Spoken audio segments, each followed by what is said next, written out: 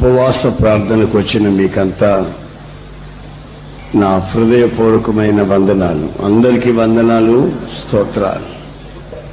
ఒక వాక్యాన్ని మనం చదువుకున్నాం. లూకా సువార్త 21వ అధ్యాయం 36వ వాక్యం. కాబట్టి మీరు జరగబోవు వీటి నెలను తప్పించుకుని మనుష్య కుమారుని ఎదుట నిలువబడుటకు శక్తి గలవారగునట్లు ఎల్లప్పుడూ ప్రార్థన చేయుచు మెలకువగా ఉండుడని చెప్పాను. యేసు ప్రభు ఒక రోజున ఇప్పుడు చదివిన ఈ మాటల్ని చెప్తున్నాడు. ఇప్పుడు చదివిన మాటల్లో ఉన్న అర్థం ఏంటంటే, నేను ఒక రోజున పరలోకం నుంచి దిగి వస్తాను. నా రాకడలో మీరు నిలబడి ఉండేందుకు, రాకడలో ఎత్తబడేందుకు మీకు శక్తి కలగాలంటే మీరు ప్రార్థన చేయండి అన్నాడు. మెలకువతో ప్రార్థన చేసుకోండి అన్నాడు. క్రైస్తవ్యం ప్రభు రాకడతో ముడివేయబడి ఉంది. ప్రభు రాకడ అనే మాట లేకుండా క్రైస్తవ్యానికి ఒక నిరీక్షణ లేదు. ఇప్పుడు మనం ఎంత భక్తిగా ఉన్నా, ప్రార్థన చేసినా, కానుక ఇచ్చినా, దేవుని మందిరానికే వచ్చినా, ఆరాధనే చేసినా, సాక్ష్యమే చెప్పినా, మన బ్రతుకులో ముగింపు ఏమిటంటే ప్రభు రాకడలో నువ్వు నిలబడాలి. ఆమె అక్కడ ప్రభు రాకడలో నువ్వు నిలబడాలంటే అవసరమైంది ఏమిటో తెలిసిన ప్రార్థన. ప్రభు రాకడికి, ప్రార్థనకి, ప్రభు రాకడికి, మనం నిలబడే శక్తికి సంబంధాన్ని యేసు ప్రభు ఇక్కడ చెప్తున్నాడు. ప్రభు రాకడికి, బాగా వినాలి మీరు, ప్రభు రాకడికి ప్రార్థనకి ఒక లింక్ పెట్టాడు. మీరు ప్రార్థన చేసి శక్తి గల వారైతే ప్రభు రాకడలో నిలబడతారు. Praise the Lord. ఈ బైబిల్లో ప్రార్థనా పరులను గురించి చాలా మందిని గురించి రాసింది. ప్రార్థనా వీరులను గురించి ఈ బైబిల్లో చాలా మందిని గురించి రాసింది. స్త్రీల గురించి రాసింది, పురుషుల గురించి రాసింది. నాకెందుకో ఒక దృష్టి యేసయ్య ప్రార్థన మీదకు పోయింది. ఎంతమంది ఎన్ని ప్రార్థనలు చేసినా యేసయ్య చేసిన ప్రార్థనతో సమానం కాదు కదా. ఆమేన్, హల్లెలూయా. మరి యేసయ్య ప్రార్థనలో ఉన్న శక్తి ఏమిటి? ఆయన ఎందుకు ప్రార్థన చేయడం? యేసు ప్రభు ప్రార్థన చేయడం ఎందుకండి? ఆయనకేమన్నా అక్కరైతే ప్రభువా నా తండ్రి అని ప్రార్థన చేయాలా? ఆయనకి ఏమంటే యేసు ప్రభుకి ప్రార్థన చేసి ఏదైనా పొందాలా? ప్రార్థన చేసి ఆయన అవసరాలు తీర్చుకోవాలా? ప్రార్థన ద్వారానే జరుగుతాయా? ఆయనకి ప్రార్థన ఎందుకు? మనకైతే ప్రార్థన అక్కరే, మనకు ప్రార్థన అక్కరే, మనం ప్రార్థన తప్పనిసరిగా చేసి తీరాలి.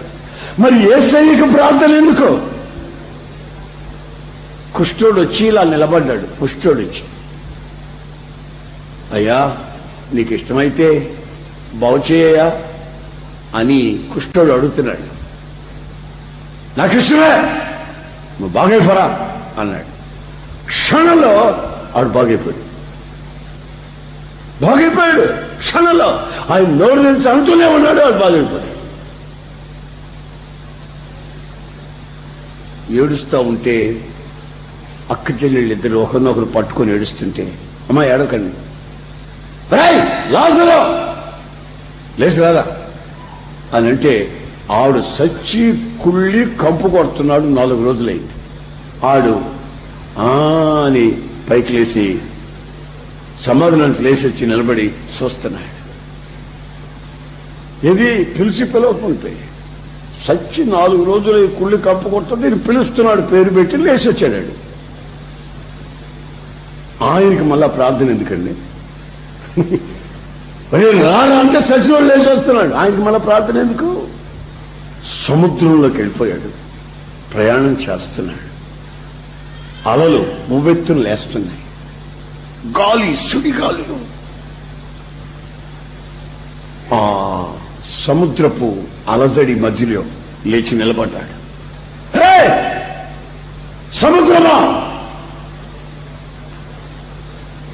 నిమ్మలమైపో,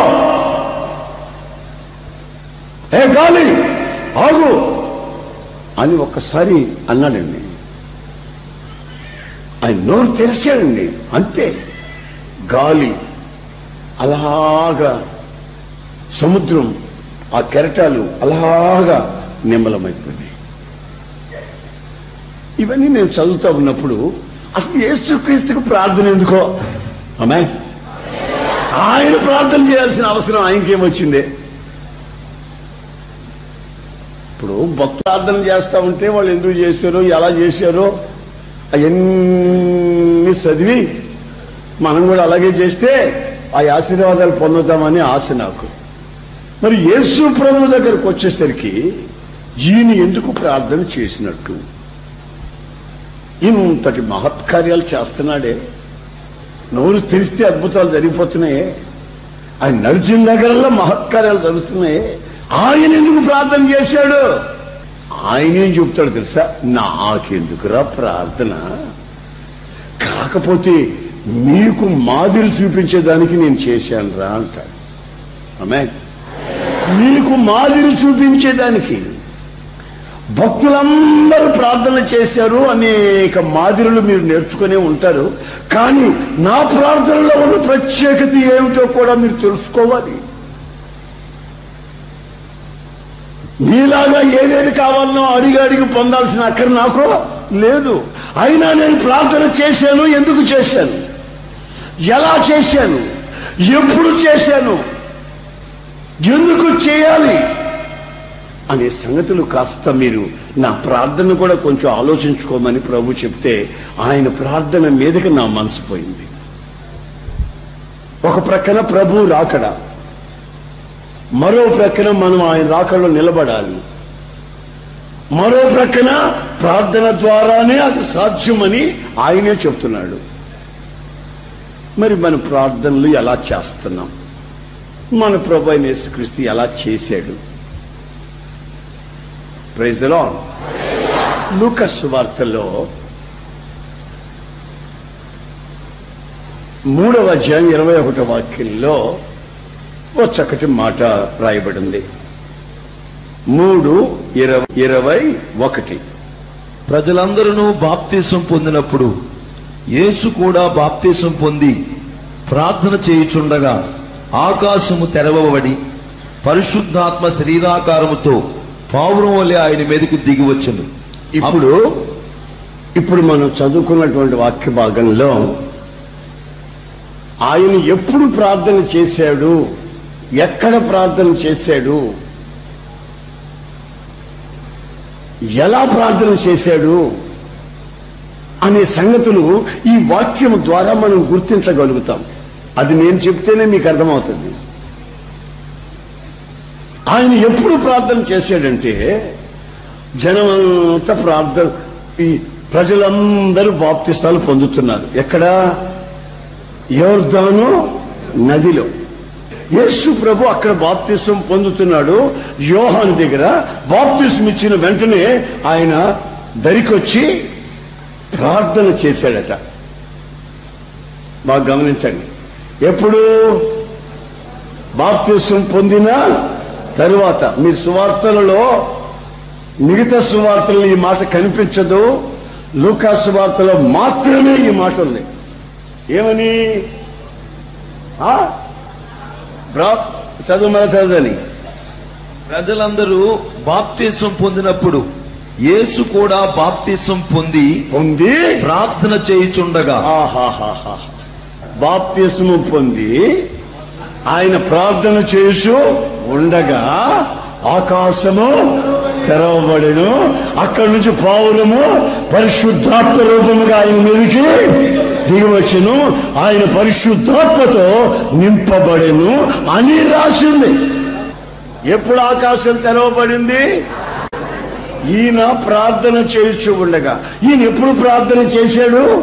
బాప్తిసం పొందిన తరువాత. అట్లా చదువుకోవాలి బైబిల్ మీరు. ఈయన బాప్తిసం పొంది వచ్చి ప్రార్థన చేస్తున్నాడు.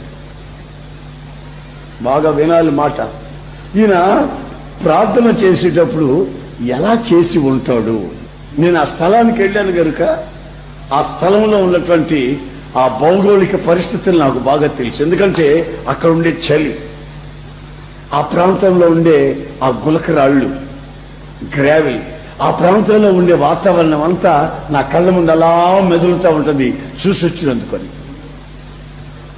ప్రార్థన ఈయన బాప్తిస్మం పొంది ఆనందంతో అలా వెళ్ళిపోయి అక్కడ ప్రార్థన చేసుకుంటూ ఉన్నాడు. ఎలా ప్రార్థన చేసి ఉంటాడు? ప్రార్థన చేశాడో తెలిసినా మహదానందముతో ప్రార్థన చేసుకున్నాడు. ఎట్లా ఎట్లా ప్రార్థన చేశాడు ఆయన? మహదానందముతో. నేను ఎలా చెప్తున్నానో తెలుసా? ఎలా చెప్తున్నానో తెలిసినా గమనించండి. ఇప్పుడు బాప్తిస్మం అనేది దేవుని చిత్తము నెరవేర్చడం. ఆమె దేవుని చిత్తాన్ని బాప్తిస్మములో యేసయ్య తండ్రి చిత్తాన్ని బాప్తిస్మములో యేసయ్య నెరవేర్చాడు. దాని కొరకే ఆయన అక్కడికి వచ్చాడు, మనకు మాదిరిగా ఉండేదాన్ని. అప్పుడు దేవుని చిత్తం నెరవేర్చిన వాడు ఎలా ప్రార్థన చేస్తాడు? ఇప్పుడు ఆలోచించండి. ఎలా ప్రార్థన చేస్తాడండి?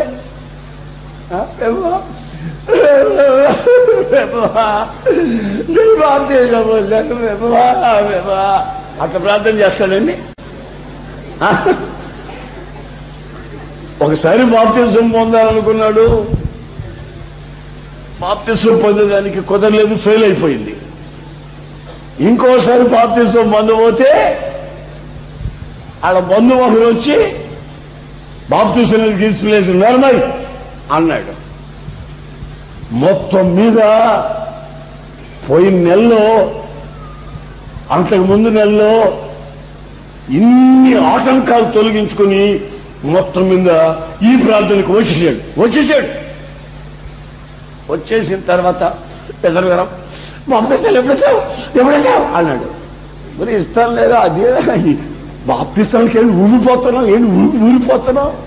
ఏంటి ఆనందం ఏంటి అని నేను అడిగితే అది నాకు అంటాడు, దేవుని చిత్తం నెరవేర్చాలని 3 సంవత్సరాల నుంచి నేను ఎదురు చూశాను. బాప్తిస్మం అనేది కౌన్సిల్ ఆఫ్ గాడ్, దేవుని ఆలోచన.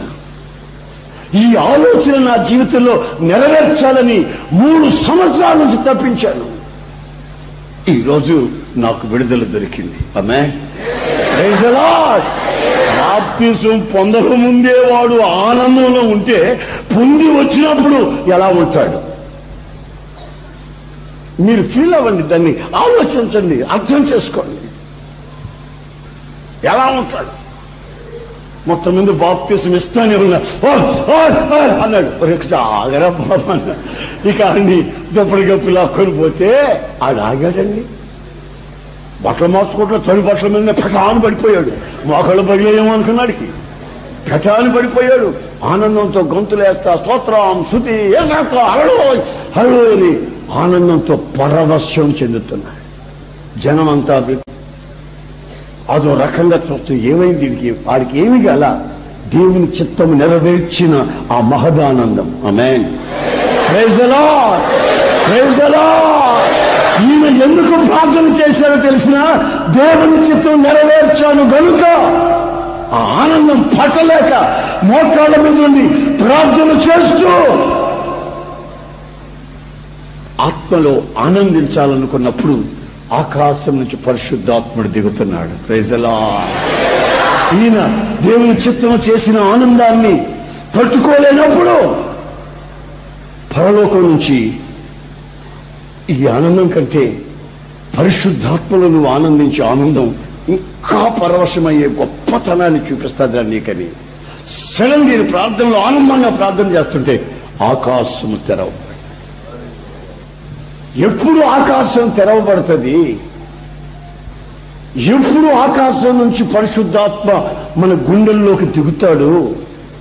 ఎప్పుడు మనం దేవుని చిత్తం చేసిన ఆనందం కంటే మరింత ఆనందంలో పరవశం చెందుతాం. అనే దానికి నిదర్శనంగా యేసయ్య బాప్తిసం పొందిన వెంటనే ఒక ప్రార్థన చేసి మనకు మాదిరిగా చూపిస్తున్నాడు. మీరు ప్రార్థన చేసేటప్పుడు ఎలా చేస్తున్నారు? ఈరోజు ఆలోచించుకోండి. మీరు ప్రార్థన చేస్తున్నారు, ఎలా చేస్తున్నారు? ఆనందంతో చేస్తున్నారా? దేవుని చిత్తం చేశానని, లేక ఎందుకు చేశానా, నా బుద్ధి మంచిది కాదు, సినిమాలు నేను మానలేను, తొందరపడి బాప్తిసం పొందేసేనేమో, లేనిపోని శాపం తెచ్చిపెట్టుకుంటానేమో అని కంగారుతో ఉన్నారా? లేక దేవుని చిత్తం చేసినందుకు, తండ్రి చిత్తం చేసినందుకు పరవశించి ఆకాశం తెరవబోయేటట్టుగా ప్రార్థన చేస్తున్నారా? ప్రార్థన చేయవలసిన అవసరము లేని యేసయ్య ప్రార్థనని ఒక మోడల్గా, నమూనాగా మన జీవితాలతో ఆయన పెనవేసుకునేటట్టుగా చూపిస్తున్నాడు ఒక పద్ధతి. ఆయన ముందే ప్రార్థన చేస్తూ ఉండేవాడు, బాప్తిసం తీసుకున్నాడు. మనకు మాదిరిగా పాపం లేనివాడు ఆయన ఎందుకు బాప్తిసం పొందాలి? బాప్తిసం అనేది పాప క్షమాపణ నిమిత్తం, రిడెంప్షన్ ఆఫ్ ద సిన్, పాప క్షమాపణ నిమిత్తం. ఆయనకెందుకు? ఆయన మన కొరకు మాదిరిగా ఆయన బాప్తిసం పొందాడు. ఆ తర్వాత ప్రార్థిస్తున్నాడు. ప్రార్థన చేసిన తర్వాత ఆయన పొందిన అనుభవం ఏంటంటే పరిశుద్ధాత్మ నింపుదల కలిగిన వాడాయన. మీ జీవితాలలో కూడా ఈ వరుస చూపించిన మాదిరిని అనుసరించినట్లయితే ఒక్కొక్కసారి ఆయన ఎందుకు ప్రార్థన చేశాడు, ఎలా చేశాడు అనే సంగతులు గమనించినట్లయితే ప్రభు రాకడలో ఆయన ఎదుట మనం నిలబడినట్లు శక్తి కలిగిన వారుగా మారుతాం. మనం మామూలుగా మనుషుల ముందే నిలబడలేకపోతే రేపు ప్రభు రాకడలో ఎలా నిలబడతాం? నిలబడడానికి శక్తి కావాలి. ఆ శక్తి ఎలా వస్తుందంటే అనుదినము బాప్తిసం అని మాత్రం కాదు, నాట్ ఓన్లీ బ్యాప్టిజం, బాప్తిజాన్ని గురించి మాత్రం కాదు నేను చెప్పడం. దేవుని చిత్తము అనేక విషయాలు ఉన్నాయి, అనేక విషయాలలో దేవుని చిత్తం. బాప్తిజం అనేది ఒక దేవుని చిత్తం, ఇంకా ఎన్నెన్నో విషయాలు ఉన్నాయి దేవుని చిత్తం. యేసుక్రీస్తు చేసిన ప్రార్థన, ఆమేన్, ప్రైజ్ ది లార్డ్. యేసుక్రీస్తు చేసిన ప్రార్థన, హల్లెలూయా, హల్లెలూయా. ఆయన మహదానందముతో ఆర్భాటముగా, ఉత్సాహముగా నోరంతా తెరిచి నీ చిత్తాన్ని చేసే క్షణాలు నాకు ఇచ్చేవయ్యా, నీ నీతిని నెరవేర్చే ఆ క్షణాలు. బాప్తిస్మిచ్చే యోహాను నిలబడున్నాడు నీళ్లలో, ప్రజలంతా బాప్తిసాలకు వస్తున్నారు, ఈయన దిగుతున్నాడు.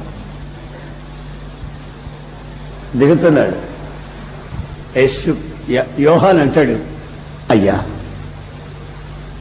నీ దగ్గర బాప్తిసం పొందవలసిన నేను, మీరు నా దగ్గరకు వస్తున్నారు ఏమిటయ్యా? యేసు ప్రభు ఏమంటున్నాడు తెలిసిన? నీతి యావత్తు జరగనివ్వు. ఇది దేవుని, నా తండ్రి నీతి, దేవుని చిత్తం. ఇది ఇలా జరగనివ్వు.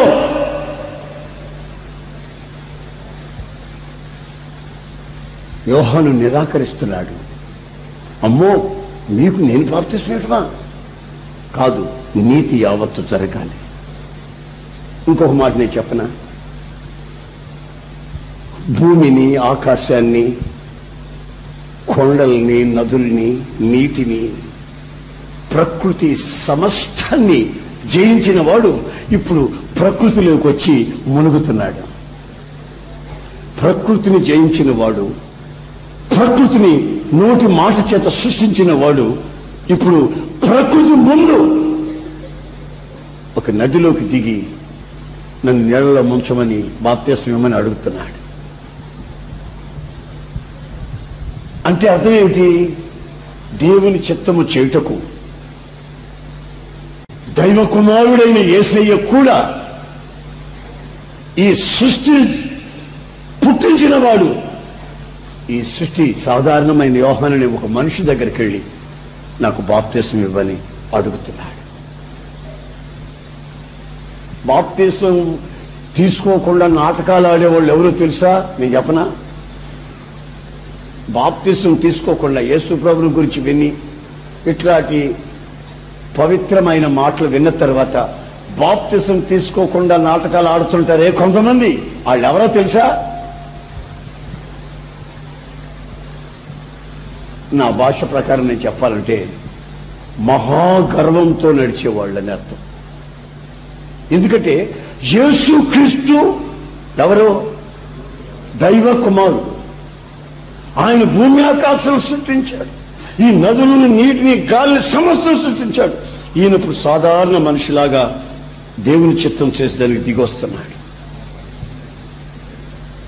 ఆయనే దిగి వస్తే ఆయన ఎదుట నీవు ఏమాత్రం మనిషివి, ఏమాత్రం మానవుడివి, నీలో ఏముందని బాప్తిసాన్ని తృణీకరిస్తున్నావు, బాప్తిసంకి విరోధంగా తప్పించుకొని తిరుగుతున్నావు? ఏముందని? అహంకారం, గర్వం. యేసయ్య తగ్గించుకోబట్టి బాప్తిసం పొందాడు. గర్వించి నేను ఎవరిని అనుకున్నావు? మనుషులను సృష్టించిన వాడిని, నదులు సృష్టించిన వాడిని, ఈ సకల జలచరాల్ని, చతుష్పాద జంతువుల్ని, ఈ ప్రపంచాన్ని సృష్టించిన వాడిని నేనేంటి, బాప్తిసం ఏమిటి అని అనలా. ఆయనే దిగి వస్తున్నాడు. మనోళ్ళు దిగమంటే ఉన్నా నీకు అప్పుడే తెలీదా? బాధించమని మనకి బాధించమని ఏమనుకున్నావు? ఇది తెలుసా? మన ఊళ్ళో పోతే మన చర్చి వాళ్ళు చర్చిలో రాణిస్తారా? ఇక్కడ బాప్తిసం పొందితే నీకు తెలుసు మాయ్. మహాగర్వం. అమ్మో, దేవుని చిత్తం చేసే ఆ వసతి నాకు కలిగింది, దేవుని చిత్తం చేసే అనుకూలం నాకు పుట్టింది, నీళ్లు విస్తారంగా ఉన్నాయి, దైవజనులు సిద్ధంగా ఉన్నారు. అమ్మో, నా తండ్రి చిత్తం చేయడంలో నేను పరిగెత్తుతాను, ఉత్సాహంతో ఆనందంతో పరిగెత్తుతాను అని ఆనందంగా దిగవలసిన వ్యక్తి బాప్తిసం అంటే చాలు ముఖం మార్చుకుంటుంది, ముఖం రకంగా తిరిగిపోద్ది. అయితే నా ప్రభు అయిన యేసుక్రీస్తు, నేను ఆరాధిస్తున్న నా దేవుడు, తన యవ్వన ప్రాయంలో మనకు మాదిరి చూపించాలని ఆయన నదీ తీరానికి నడిచి వచ్చాడు. ఈయన ఏమంటాడు తెలుసా? బాప్తిసం ఇచ్చే యోహాను ఏమంటాడు తెలుసా? అదుగో లోక పాపములు మోసుకుని పోవు దేవుని గొర్రెపిల్ల. అదుగో అదుగో లోక పాపాలు మోసుకుని పోయి దేవుని గొర్రెపిల్ల. యేసు ప్రభు మాటలంతా వింటున్నాడు. అవన్నీ పక్కన పెట్టాడు. నాకు ఇప్పుడు బాప్తిసం ఇవ్వు. ప్రజలందరూ బాప్తిసాలు పొందుతూ ఉండగా నాకు సపరేట్గా ఇస్తారా? అందరితో ఇవ్వద్దో నేను ఎవరనుకున్నావు? ఎట్లరా? కొంతమంది వచ్చి నన్ను అడుగుతారు, ఏమండి అసలు గారు అందరితో వద్దో, ఇంకొక రోజు వస్తాం మేము, మాకు అప్పుడు ఇస్తారా? ఎందుకమ్మా? మేము కమ్మాసో, మేము రెడ్డిసో, మేము కాన్వాసో, మేము ఆ కులం నుంచి వచ్చాం, ఈ కులం నుంచి వచ్చాం. ఆ మహాగర్వం.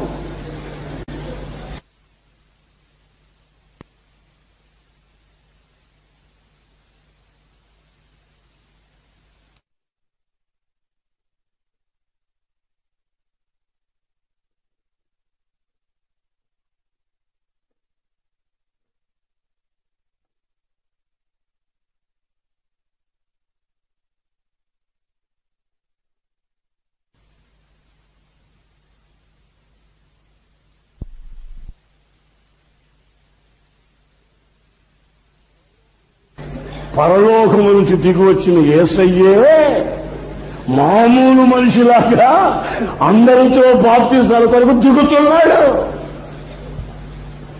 దేవుని నీతి నెరవేర్చడం, దేవుని నీతి నెరవేర్చకుండా, ఆమేన్, దేవుని నీతి నెరవేర్చకుండా నీ హృదయంలో రావలసిన ఆనందం రాదు. ఆ ఆనందం, దేవుని నీతిని నెరవేర్చిన ఆనందం వచ్చిందనుకో, వెంటనే ఆకాశం తెరవబడి పరలోకపు ఆనందం దిగుతుంది నీ దినం. పరిశుద్ధాత్మ అభిషేకం అంటే భోజనము పానము కాదు. భోజనము పానము కాదు, పరిశుద్ధాత్మ యందలి ఆనందం, రిజాయిసింగ్, ఆనందం, పరవశం చెంది అంతు పట్టని ఒక ఆనందం చేత నీవు నింపబడతావు. అందుకు నువ్వేం చేయాలంటే ఆనందంగా ప్రార్థన చేయాలి. ఎలా ప్రార్థన చేయాలంటే నీవు దేవుని చిత్తాన్ని చేసి ప్రార్థన చేయాలి. ఆమేన్, ఆమేన్. మీరు దేవుని చిత్తము చేయాలి. అది బాప్తిస్మే కానివ్వండి, అది దేవుని ఆరాధనకు రావడమే కానివ్వండి, దేవుని కొరకు కానుకలు ఇచ్చే ఆ చిత్తమే కానివ్వండి, దేవుని సేవలో చప్పలు కొట్టి పాటలు పాడటమే కానివ్వండి, పరిశుద్ధాత్మ నింపుదల పొంది ఆనందించడమే కానివ్వండి, ఆయన ప్రార్థన చేయించు ఉండగా ఆకాశము తెరవబడును. ఆమేన్, ఆమేన్. మన ఎదుట ఈ రాత్రి మనము ప్రార్థన చేయించు ఉండగా ఆకాశము తెరవబడి ఆత్మలేని వాళ్ళకి పరిశుద్ధాత్మ నింపుదల కలిగి, సంతోషం లేని వాళ్ళకి సంతోషం ఇచ్చి ఆర్భాటముగా ఆయన ఆరాధించే ఆరాధన గుండెల్లో కలగాలి. కలబాషబ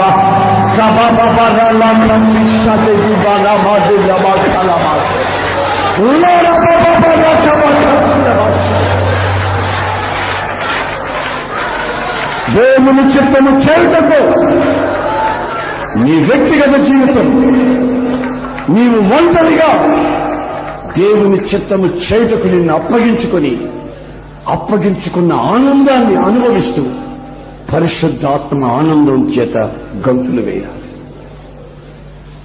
అది యేసుక్రీస్తు చేసిన ప్రార్థన. ఆయన ప్రార్థన చేసేటట్టు మామూలుగా చేస్తాడండి. కారణం ఏమిటి అని గమనిస్తే ఆకాశం తెరవబడేంత వరకు చేస్తున్నాడు.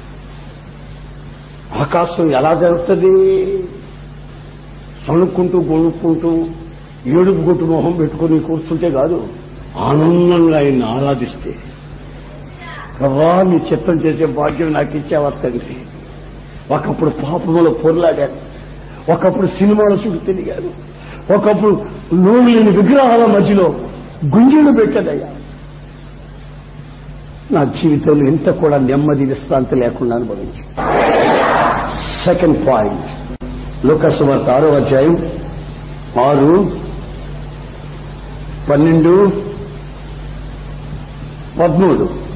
ఆ దినములయందు ఆయన ప్రార్థన చేయుటకు కొండకు వెళ్లి దేవుని ప్రార్థించుటయందు రాత్రి గడిపెను. ఉదయమైనప్పుడు ఆయన, బాగా గమనించండి, ఆ పదాలు బాగా గమనించండి. మళ్ళా చదువు. ఆ దినములయందు ఆయన ప్రార్థన చేయుటకు కొండకు వెళ్లి దేవుని ప్రార్థించుటయందు రాత్రి గడిపెను. ఉదయం 13వ వాక్యం ఏమనుందంటే ఉదయమైనప్పుడు అని ఉంది. ఆమె ఎప్పుడు వెళ్ళాడు ఆయన ప్రార్థనకి? రాత్రిలో వెళ్ళాడా? ఆయన ప్రార్థన సాధించినప్పుడు ఎప్పుడు? ఉదయం అయిపోయింది. అంటే హోల్ నైట్ ప్రేయర్కి పునాది వేసింది యేసు ప్రభు. ఈ హోల్ నైట్ ప్రేయర్ ఉందే, సంపూర్ణ రాత్రి ప్రార్థన, దీనికి పునాది యేసు ప్రభు. ఇప్పుడు మీరు రాత్రి అంతా ప్రార్థన చేయడం అంటే అర్థమేంటో తెలుసా? ఆయనతో కలిసి మనం ప్రార్థన చేస్తున్నామని. ఇక్కడ హోల్ నైట్ ప్రేయర్ 20వ తారీఖు అన్న వెంటనే ఆయన గుర్తు పెట్టుకుని ఆ 20వ తారీఖు ఇక్కడికి వచ్చేస్తాడు. వచ్చి రాత్రంతా మనతో కలిసి ప్రార్థిస్తాడు. ఉదయమైనప్పుడు ఆమె ఉదయమైనప్పుడు ఆయన తన శిష్యులను పిలిచి, చాలు ఉదయమైనప్పుడు ఆయన తన శిష్యులను పిలిచి, ఉన్నారు ఒక 500 మంది, ఉన్నారు ఒక 200 మంది, ఉన్నారు ఒక 2000 మంది. ఎవరాళ్ళు? ఆయన శిష్యులు. అయితే ఇప్పుడు ఆయన మనసులో ఒక గొప్ప భారం. ఏమిటి ఆ భారం అంటే, ఈ భూదిగంతాల వరకు నాకు సాక్షులుగా ఉండేవాళ్ళు నాకు కావాలి. భూదిగంతాల వరకు నాకు ఇప్పుడు సాక్షులు కావాలి. నా సువార్తని ఇల్లు గ్రామ గ్రామం వెళ్ళి చెప్పేవాళ్ళు కావాలి. ఈ బృహత్తరమైన సేవా పరిధిని నేను కొందరికి ఇప్పుడు అప్పచెప్పాలి. ఎవరికి అప్పచెప్పాలి? ఆ రాత్రంతా ప్రార్థనలో గడిపాడు. రాత్రంతా ప్రార్థనలో గడిపాడు. తెల్లవారుతా ఉంది. శిష్యులు పిలిచాడు. శిష్యులు పిలిచి వాళ్ళలో 12 మందిని వేరు చేస్తున్నాడు. 12 మందిని ఏర్పరుస్తున్నాడు. బాగా గమనించండి. పిలిచిన వాళ్ళు శిష్యులు అనేకులు. అనేక మంది శిష్యులను ఆయన పిలిచాడు. ఎప్పుడు తెల్లవారుతూ ఉండగా ఆయన ప్రార్థన ముగించిన వెంటనే పిలుస్తున్నాడు. అనేకులను పిలిచాడు. వాళ్లలో వాళ్లలో ఒక ఏర్పాటు చేస్తున్నాడు. ఒక వ్యక్తి దగ్గరికి వెళ్ళి, నా తండ్రి, నువ్వు ఎన్నుకున్న వ్యక్తి తిననా? తండ్రి బయలుపరిస్తే అతన్ని రమ్మంటున్నాడు లోపల. అంద్రయ్య కమియా ఇలా వచ్చి కనబడి 12 మందిని వేరు చేస్తున్నాడు. వేరు చేసి వాళ్ళకి అపోస్తులని పేరు పెట్టాడు. ఎందుకు? అసలు ఈయన రాత్రి అంతా ఎందుకు ప్రార్థన చేశాడు? ఆయన ప్రార్థన చేశాడన్న చోటంతా నేను ఎక్కాడు. ఎందుకు చేశాడు ఈయన? ఈయనకి అసలు ప్రార్థనే అక్కర్లేదు కదా, ఈయన ఎందుకు చేశాడు? చేస్తే ఎందుకు చేశాడు వెతికితే జాగ్రత్తగా రాసింది అక్కడ, కొందరిని ప్రత్యేకించుట కొరకు. ఆమె ఈ బాధ్యత, ఈ సేవా భారాన్ని వాళ్ళ మీద పెట్టేందుకు, సాక్షులుగా ప్రతి చోట నిలబడేందుకు శిష్యులు ఉన్నారు 1000 మంది. వాళ్ళలో నుంచి కొందరిని ఆయన వేరు చేస్తున్నారు. అంటే ఇప్పుడు అర్థమైంది. ఇప్పుడు మీకు అర్థమయ్యే ఉంటుంది. మీరందరూ ఇక్కడికి వచ్చారా? మీలో నుంచి కొందరిని ఆయన వేరు చేస్తున్నాడు. ఇప్పుడు వేరు చేస్తున్నాడు అని నేను చెప్పాను. మన మధ్యలో ఆయన ఈ ఓల్డెన్ పేరులో ఉన్నాడని చెప్పాను. తెల్లవారకు ముందే ఒక పిలుపు వస్తుంది. శిష్యులారా అదంటాడు, మీరు అందరూ పరిగెత్తారు. ఆ పరిగెత్తినప్పుడు కొందరిని ఆయన వేరు చేస్తారు. ఆమేన్. ఈ బిడ్డను నేను సాక్షిగా నిలబెడతాను. చూసారా? నా ఎవరని చెప్పనా? ఆమేన్. ప్రభు రాకడికి, నీ మెలకుగల ప్రార్థనకి ఒక ముడి.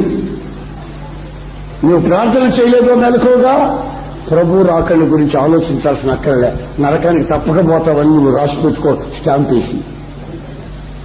ఈ జీవితంలో యేసయ్య రాత్రంతా ప్రార్థన చేసి పొద్దున్నే వచ్చి, అవే నువ్వురా మీరు అపోస్తులు అనకూడదు. ఆయన అనడు.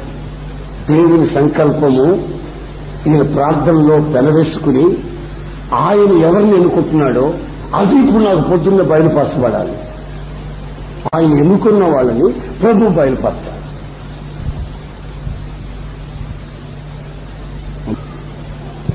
మీకు ఏది చెప్పాలనుకున్నా మా గుండెల్లో గడగడలాడిపోతూ మోకాళ్ళ మీద ఉండి ఆకాశం వైపు కన్నులెత్తి, ప్రభువా నీ ప్రజలు వస్తున్నారు. నాకు బైబిల్లో అనేక వాక్యాలు తెలుసు, వాటిల్లో నువ్వేర్పరచుకునేవి ఏమిటో వాళ్ళకి చెప్పు. రాత్రంతా ప్రార్థన చేసేదట, ఉదయకాలమైనప్పుడు పిలిచాడట. ఆమేన్. Praise the Lord. ఈ హోల్ నైట్ ప్రేయర్ యొక్క ప్రతిఫలం ఏమిటో తెలుసా? ఈ రాత్రంతా మీరు ప్రార్థనలు చేయాలా? యేసు ప్రార్థన చేశాడు రాత్రంతా. దేనికి? పొద్దున్న 12 మందిని ఏర్పరచడానికి. నువ్వు ప్రార్థన చేయి రాత్రంతా. 2-3 ఉద్యోగాలు ఉన్నాయి. ఈ ఉద్యోగాలు నేనే ఉద్యోగం చేయాలయ్యా?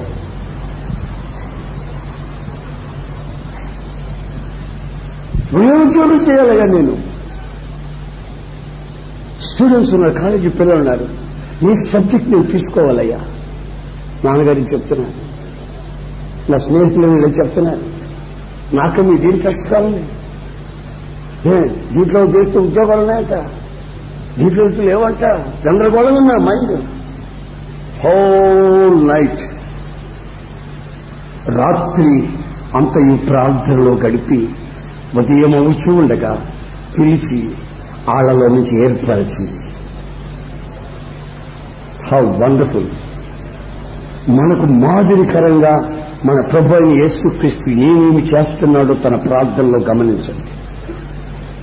ప్రభు రాకడికి నీ మెలకు గల ప్రార్థనకి మూడివేయబడి ఉంది. ప్రభు రాకడి వేరు కాదు, నీ ప్రార్థనా జీవితం వేరు కాదు. రెండు ఒకదానితో లింక్ చేయబడి ఉన్నాయి. అదే యేసు ప్రభు అంటున్నాడు. మూలవాక్యం అదే చదివా. గనుక మీ ఏర్పాటు. ఆమేన్.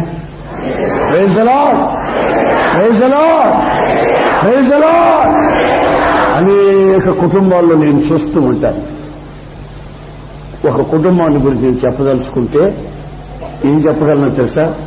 నాకు ఆ కుటుంబం పరిచయం అయిన ఆ రోజు నుండి ఈవెన్ టుడే ఇప్పటికి 17 ఏళ్లైంది ఆ కుటుంబం పరిచయం. ఆ కుటుంబంలో కన్నీళ్లకు ముగింపే లేదు. కదిలిస్తూ ఏడుస్తారంతే. భర్తలు కదిలించిన, భార్య కదిలిసిన గుండెలో బాదుకుంటూ ఏడుస్తారు. కానీ చేసే పనులన్నీ తన ఇష్టం అక్కడమే చేస్తుంటారు. పిల్లల విషయం కానీ, మనవాళ్ళ విషయం కానీ, మనవాళ్ళ విషయం కానీ, పొలం కొనటం కానీ, ఇల్లు కొనటం కానీ, పిల్లలు లేకుండా ఆపరేషన్లు చేయటం కానీ, హాస్పిటల్ చుట్టూ తిరగటం కానీ అన్ని తన ఇష్టమే చేస్తుంది. కానీ ఆ ఇంటికి కన్నీళ్లు. నేను ప్రభుని అడిగి, ఏంటి ప్రభు కన్నీళ్లు? మంచి కుటుంబం కదా, కానుక బాగానే ఇస్తారు, మరి కన్నీళ్లు ఎందుకంటే వాళ్ళు ఏది ప్రార్థన పూర్వకంగా చేయరు, ఏది ప్రార్థన పూర్వకంగా చేయరు. వాళ్ళ మనసుకి ఏది నచ్చితే చేస్తాము. దాని పర్యవసానం, దాని రిజల్ట్ ఏమిటో తెలిసిన కన్నీళ్లు. యేసయ్య రాత్రి ప్రార్థన చేశాడు. ఆమేన్. Praise the Lord. యేసయ్య ఈ రాత్రి ప్రార్థనకి పునాది. హల్లెలూయా, హల్లెలూయా. మీరు అనుకుంటున్నారు మేము వచ్చాం ఇక్కడికని. మీకంటే ముందు ప్రభు వచ్చాడు. తెల్లవారుతూ ఉండగా మీకు ఆలోచన చెప్పి మిమ్మల్ని పంపిస్తాడు మీ ఇళ్ళకి. మీరు ఇక మీరు ఏం చేయాలో, ఆమేన్, మీరు ఏమి మాట్లాడాలో, హల్లెలూయా, మీరు ఎలా ప్రవర్తించాలో, మీరు ఏ విధంగా ఆర్థికంగా ఆ ఉన్నత స్థితిలోకి దరిద్రత తొలగి మీరు మంచిగా సౌండ్ గా ఫైనాన్షియల్ గా ఎలా ఉండాలో ఆయన మీకు ఆలోచన చెబుతాడు. అయ్యా తండ్రి మాకు ఇది బయలుపరచగా ఎలాగంటారా? నేను ప్రార్థనలో ఉన్నది ఎందుకు అనుకున్నావు? ఆమె నన్ను గురించి ఒక టోటల్ అండర్స్టాండింగ్, నన్ను గురించి ఒక పరిపూర్ణమైన గ్రహింపు నా ప్రజలకి ఉండాలి. ఆయన రాత్రంతా ప్రార్థన చేసి తెల్లవారుజాము శిష్యుడు పిలిచి, మీరు నన్ను గురించి ఏమనుకుంటున్నారు? అప్పుడు వాళ్ళేమన్నారు? నీవు దేవుని కుమారుడు అయిన క్రీస్తు. అంటే అర్థం ఏంటి? నా తండ్రి మీకు ఇది బయలుపరిచాడు. ఎలా బయలుపరిచాడు తెలుసా? నేను మీ కొరకు ప్రార్థన చేశాను. మీ కుటుంబాలలో మిమ్మల్ని గురించి మీ కుటుంబాల్లో ఉన్న సభ్యులకి ఒక అండర్స్టాండింగ్ లేదు. మిమ్మల్ని గురించినటువంటి గ్రహింపు, పరిపూర్ణమైన గ్రహింపు అనేక మందికి, మీ రక్త సంబంధులకైనా, కుటుంబంలో ఉన్న వాళ్ళకైనా, బంధువులకైనా లేదు. అందుకని నేనేం చేయాలి ఇప్పుడు? ప్రార్థన చేసి నన్ను గురించి ఒక పరిపూర్ణమైన గ్రహింపు నా ప్రజలకు దయచేయండి. లోకం అనుకోవడం వేరు, ఆయన బిడ్డలు అనుకోవడం వేరు. ఈ ప్రత్యక్షతకి అసలు పూర్తిగా భిన్నం. అది భూ సంబంధమైనది, ఇది ఆత్మ సంబంధమైనది. ఇదిగో నేను ప్రకటిస్తున్న యేసుక్రీస్తు రాత్రంతా ప్రార్థనలో గడిపాడు. పొద్దున్నే శిష్యులు పిలుస్తున్నాడు ప్రార్థన చాలించి. నన్ను గురించి జనం అంతా ఏమనుకుంటున్నారు? ఇలా అనుకుంటున్నారు. అనుకుంటే పోతిపోయింది. అయితే మీరు ఏమనుకుంటున్నారు? అది నాకు కావాలి. మీరు నన్ను గురించి ఏమనుకుంటున్నారు? ఆ అండర్స్టాండింగ్ కావాలి నాకు. అయ్యా మీద పైనుంచి దిగొచ్చిన తండ్రికి కుమారుడు అయిన క్రీస్తు అభిషక్తు నా తండ్రి మీకు ఇది బయలుపరిచాడు. మన యేసయ్య ఉన్నాడే, మన యేసయ్య మన తల్లిదండ్రులకి, మన బంధువులకి, మన చుట్టాలకి, మన స్నేహితులకి మనల్ని గురించి ఉన్నది ఉన్నట్టుగా బయలుపరచాలి. అందుకు నువ్వు ప్రార్థన చేయాలి. అందుకు నువ్వు ప్రార్థన చేయాలా? ఈయన దొంగో, దోపుడు వాడో, అబద్ధికుడో, దుర్మార్గుడో నాకు ఎలా తెలుస్తుంది? ఆయన నొసటిన బోర్డు ఏమైనా ఉందా? ప్రార్థన చేసి ఈయన ఎవరు నేను తెలుసుకోవాలా? ఒక సంఘాన్ని చూసావనుకో, ఆ సంఘం అంటే ఏంటో నువ్వు తెలుసుకోవాలా ప్రార్థన చేసి. ఇక్కడ ప్రార్థన మందిరం ఉందే, మైకి పెడుతున్నారు, పాటలేస్తున్నారు, ఇక్కడే వేస్తున్నారు, అక్కడే వేస్తున్నారు, అక్కడ తాళ్లు పట్టుకుని లాగుతున్నారు, గంటలు కొడుతున్నాయి, అక్కడ బ్రహ్మాండంగా ఉంది, ఇక్కడ బ్రహ్మాండంగా అన్ని ఫ్యాన్లు వేసారు, నేను ఎక్కడికి పోవాలి? చూసారా, నేను ఎక్కడికి వెళ్ళాలి?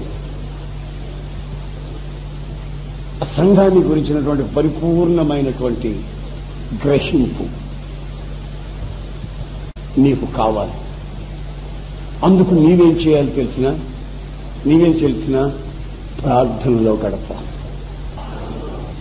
Praise the Lord. ఆమేన్. మరలా 22వ వాక్యం దగ్గరండి. మనుష్య కుమారుడు బహుశ్రమలు పొంది పెద్దల చేతను, ప్రధాన యాజకుల చేతను, శాస్త్రుల చేతను విసర్జింపబడి 28 సారీ ఈ మాటలు చెప్పినది మొదలుకుని 28 ఈ మాటలు చెప్పినది మొదలుకుని రమారమి 8 దినములైన తరువాత ఆయన పేతురును, యోహానును, యాకోబును వెంటబెట్టుకుని ప్రార్థన చేసి, ఇది సరిగ్గా వినాలి మీరు. ఇదిగో ఆఖరిని చెప్తున్నాను, ఇది సరిగ్గా వినాలి మీరు. 4వ, 5వ, 6వ లెక్క వేసుకోబోకండి, ఎన్నైనా చెప్తా నేను. దేవుని స్తోత్రం. ఇదిగో ఈ మాటను సరిగా గమనించండి. రమార్యమై 8 రోజులైన తర్వాత ఆయన పేతురును, యోహానును, యాకోబును వెంట పెట్టుకుని ప్రార్థన చేయుటకు ఒక కొండ ఎక్కెను. ఆయన ప్రార్థించుచుండగా ఆయన ముఖ రూపము మారెను. ఆయన వస్త్రములు తెల్లనివై దగదగ మెరిసెను. మరియు ఇద్దరు పురుషులు ఆయనతో మాట్లాడుచుండి వారు మోషే అనువారు. వారు మహిమతో ఆగుపడి ఆయన యెరూషలేములో నెరవేర్చబోవు నిర్గమనం గూర్చి మాట్లాడుచుండిరి. పేతురును అతనితో కూడా ఉన్నవారును నిద్రమత్తుగా ఉండిరి. వారు మేలుకొనినప్పుడు ఆయన మహిమను ఆయనతో కూడా నిలిచి ఉన్న ఇద్దరు పురుషులను చూచిరి. ఆ ఇద్దరు పురుషులు ఆయన యొద్ద నుండి వెళ్లిపోచుండగా పేతురు యేసుతో, ఏలినవాడా, మనం ఇక్కడ ఉండటం మంచిది. నీకు ఒకటియు, మోషేకు ఒకటియు, ఏలియాకు ఒకటియు పర్ణశాలలు కట్టుదమని తాను చెప్పిన తాను ఎరుగకయ్యే చెప్పెను. అతడు ఇలాగూ మాట్లాడుచు మేఘం ఒకటి వచ్చి వారిని కమ్మెను. వారు ఆ మేఘములో ప్రవేశించినప్పుడు శిష్యులు భయపడిరి. మరియు ఈయనే నేను ఏర్పరచుకున్న కుమారుడు, ఈయన మాట వినుడని ఒక శబ్దము ఆ మేఘములో నుండి పుట్టెను. ఆమేన్. ఇప్పుడు గమనించండి, 9వ అధ్యాయం 18వ వాక్యంలో మనం ఏం చదివామంటే, నేను ఎవరిని అని ఆయన అడిగితే ఆయన ఎవరో వాళ్ళు చెప్పారు. అయిపోయింది. 28వ వాక్యం దగ్గరికి వచ్చినప్పుడు ఆయన ఎవరో చెప్పడం కాదు, కళ్ళారా చూస్తున్నాను. ముందు మనం చదివింది 18వ వాక్యంలో థియరీ. ఇప్పుడు ప్రాక్టికల్ గా చూస్తున్నారు వాళ్ళు. ఎవరైనా మేఘం వచ్చి ఆయన్ని కమ్మింది, తెల్లని బట్టలు వచ్చాయి, అంత బాగానే ఉంది. ప్రార్థన ఆయన చాలిస్తూ ఉండగా మొహం ప్రకాశిస్తూ ఉంది. ఇవన్నీ కళ్ళారా చూస్తున్నారు. 18వ అధ్యాయంలో వాళ్ళు చెప్పింది ఏమిటో తెలిసినా, దేవుడు బయలుపరిచిన విషయాన్ని చెప్పారు. దేవుడు బయలుపరిచిన విషయాన్ని చెప్పారు. ఇక్కడ చెప్పడం కాదు, ఏం చేస్తున్నారు? చూస్తున్నారు. చూడటమే కాదు, విన్నారు కూడా. తండ్రి చెప్తున్న సాక్ష్యాన్ని వింటున్నారు ఇక్కడ. ఆమేన్, ఆమేన్. ఆయన ఎవరో చూస్తున్నారు. ఆయన ఏమై ఉన్నాడో తండ్రికి వింటున్నారు. ఏమై ఉన్నాడు? ఈయన నా ప్రియ కుమారుడు. ఆమేన్, ఆమేన్. ఈయన నా ప్రియ కుమారుడు. అంతటితో ఆపలేదు ఆయన. దేవుడు అంతటితో ఆపలేదు. ఆయనకు లోబడమని చెప్తున్నాడు. అంతేనా?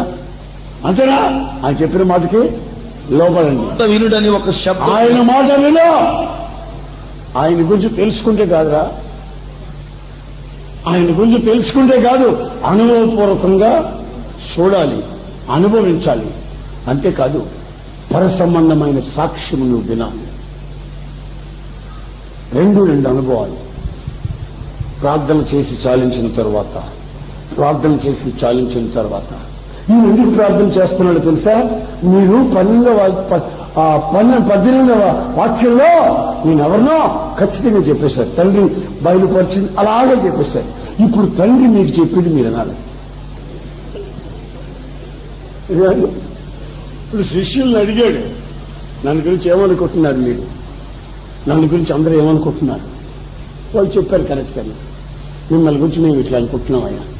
ఓకే, అనుకుంటే సరిపోదు, అది ప్రూఫ్ చేయాలా, అది నిరూపించబడాలా. అది పరలోకం నుంచి రావాలి. ఆ వాయిస్, ఆ శబ్దం పరలోకం నుంచి దిగాలి.